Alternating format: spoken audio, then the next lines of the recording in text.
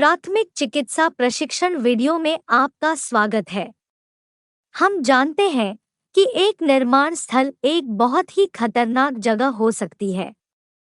इसीलिए पूरे उद्योग में सुरक्षा प्रशिक्षण और उपयुक्त सुरक्षात्मक उपकरणों के उपयोग पर जोर दिया जाता है।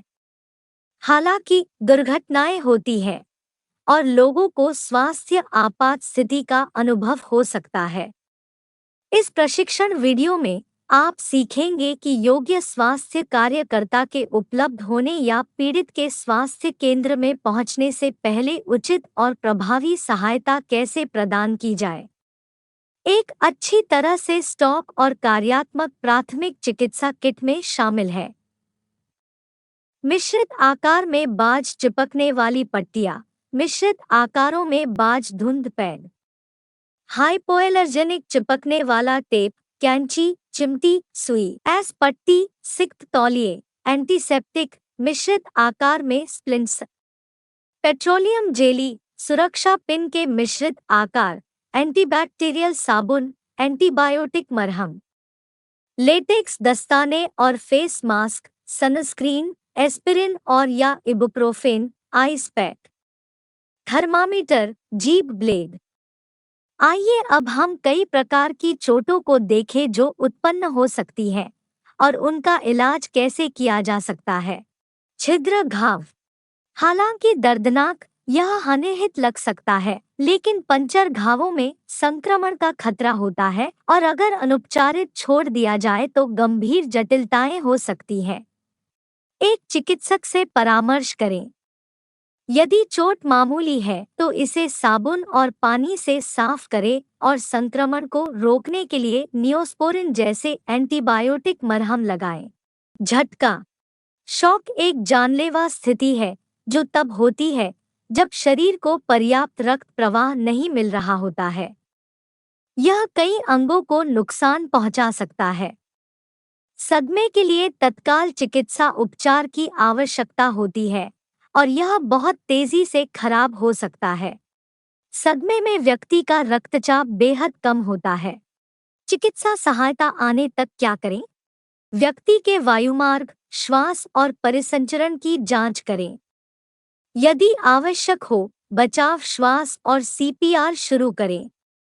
यहाँ तक कि अगर व्यक्ति अपने दम पर सांस लेने में सक्षम है तो मदद आने तक कम से कम हर 5 मिनट में सांस लेने की दर की जांच करना जारी रखें। व्यक्ति को गर्म और आरामदायक रखें। तंग कपड़ों को ढीला करें। व्यक्ति को मुंह से कुछ भी न दें जिसमें खाने या पीने के लिए कुछ भी शामिल है। किसी ज्ञात या संदिग्ध रीढ़ की हड्डी में चोट वाले व्यक्ति को न हिलाएं। आपातकालीन चिकित्सा सहायता के लिए कॉल करने से पहले हल्के सदमे के लक्षणों के खराब होने की प्रतीक्षा न करें। जलाना। बर्न्स एक सामान्य, काफी हानिरहित सनबर्न से लेकर खुली लपटों या इलेक्ट्रोक्यूशन के कारण संभावित रूप से जानलेवा 3 डिग्री बर्न तक भिन्न होते हैं। यहाँ बताया गया है कि प्रत्येक के लिए अंतर और देखभाल कैसे करें। फर्स्ट डिग्री बर्न में अक्सर त्वचा में कुछ सूजन और लालिमा होती है। मामूली जलन का इलाज करने से पहले दर्द और सूजन को कम करने के लिए घायल क्षेत्र को ठंडा करें। घाव को कम से कम 10 मिनट के लिए ठंडे पानी में डूबा कर रखें। जले हुए क्षेत्र को ढीले लपेटे हुए बाज धुंध के साथ तैयार करें और मॉइस्चराइजिंग लोशन या एलोवेरा का अर्क लगाएं। दूसरी डिग्री के जलने के परिणामस्वरूप त्वचा की गहरी, अधिक तीव्र लालिमा के साथ साथ सूजन और छाले पड़ेंगे। इसे पहली डिग्री के जलने के रूप में मानें, लेकिन अतिरिक्त देखभाल के साथ। यदि छाला फट जाए तो उस क्षेत्र को कुल्ला करने के लिए हल्के साबुन और गर्म पानी का उपयोग करें। थर्ड डिग्री बर्न प्रकट हो सकते हैं और भ्रामक रूप से हानिरहित महसूस कर सकते हैं क्योंकि पीड़ित को त्वचा और ऊतक की सभी परतों के साथ साथ तंत्रिका अंत के पूर्ण विनाश के कारण ज्यादा दर्द महसूस नहीं हो सकता है। यह जले हुए या राख के रंग का दिखाई दे सकता है और तुरंत फफोला या छीलना शुरू हो जाएगा। यदि पीड़ित के कपड़ों में आग लगी है तो उसे गैर ज्वलनशील तरल से बुझा दें। डॉक्टर को बुलाओ।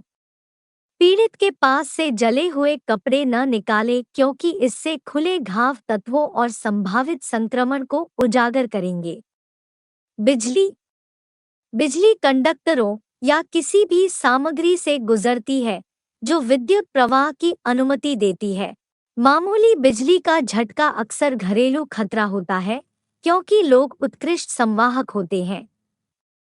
बिजली के प्रत्यक्ष स्रोत के साथ लंबे समय तक संपर्क के कारण त्वचा और आसपास के ऊतकों में गंभीर जलन भी हो सकती है। बिजली का झटका लगने की स्थिति में पीड़ित की सहायता के लिए तब तक जल्दबाजी न करें जब तक कि आप सुनिश्चित न हो जाएं कि वह अब बिजली के संपर्क में नहीं है। अन्यथा करंट पीड़ित से होकर सीधे आप तक जा सकता है। यदि संभव हो तो बिजली के स्रोत को बंद कर दें या पीड़ित से बिजली के स्रोत को अलग करने के लिए गैर प्रवाहकीय सामग्री जैसे प्लास्टिक या सूखी लकड़ी का उपयोग करें। अगर पीड़ित पीला या बेहोश दिखता है तो उसे सदमे में जाने का खतरा हो सकता है। यदि पीड़ित बेहोश है तो सीपीआर करना शुरू करें। भंग एक फ्रैक्चर, टूटी हुई हड्डी हमेशा स्पष्ट नहीं हो सकता है क्योंकि अधिकांश ब्रेक के परिणामस्वरूप यौगिक फ्रैक्चर नहीं होते हैं। हड्डी त्वचा के माध्यम से फैलती है। फ्रैक्चर के विशिष्ट लक्षण हैं तत्काल और अत्यधिक सूजन। घायल क्षेत्र विकृत दिखाई देता है। घायल अंग का सबसे दूर का बिंदु नीला हो जाता है या स्पर्श करने पर सुन्न हो जाता है। थोड़ी सी भी हलचल या घायल क्षेत्र के संपर्क में आने से अत्यधिक दर्द होता है। चिकित्सा सहायता लें और टूटी हुई हड्डी को पट्टी से स्थिर करें। पीड़ित को हिलने डुलने से रोकें और एम्बुलेंस आने तक आइस को याद रखें।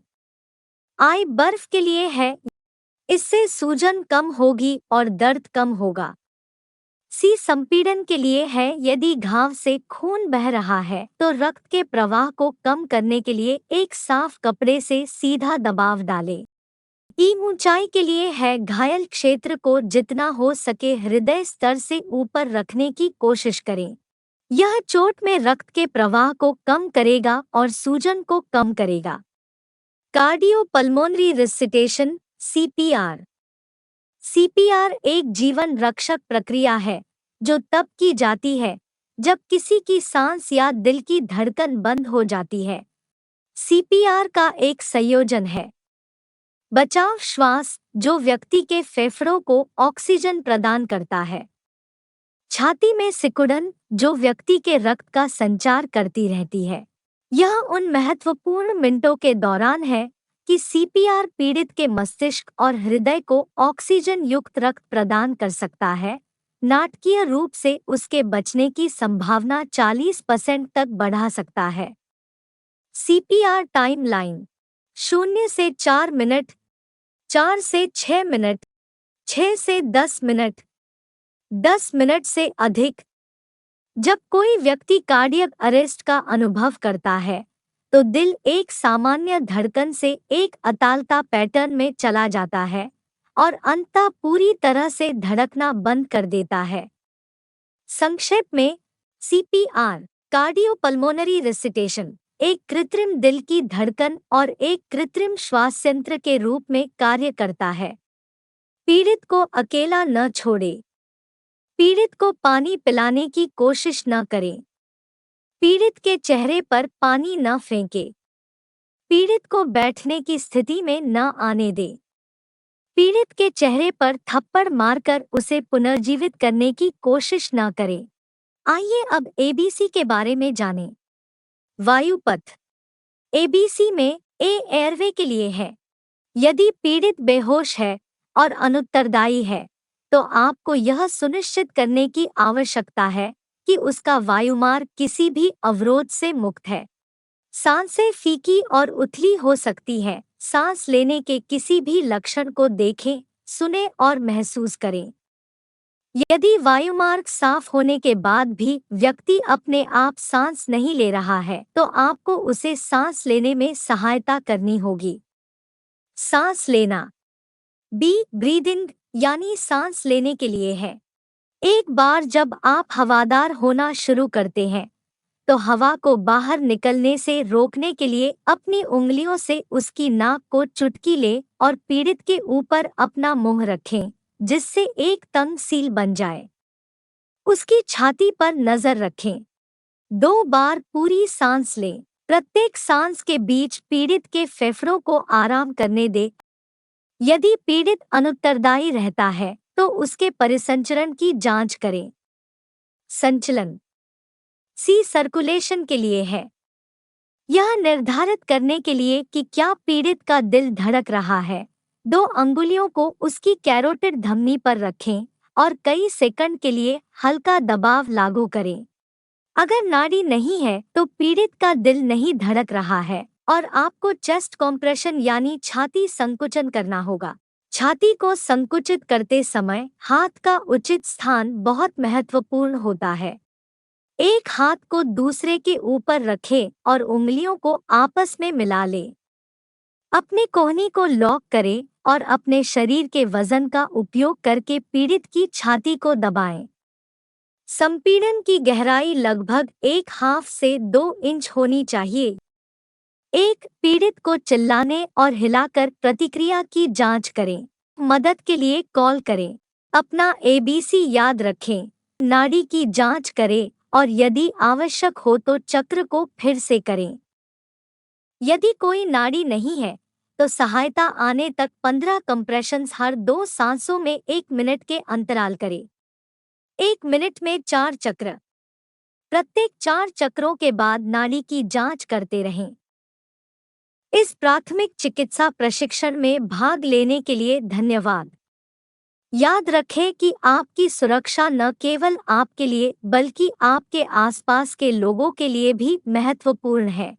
सुरक्षा पर विचार करें, फिर सुरक्षित रूप से कार्य करें। शुक्रिया।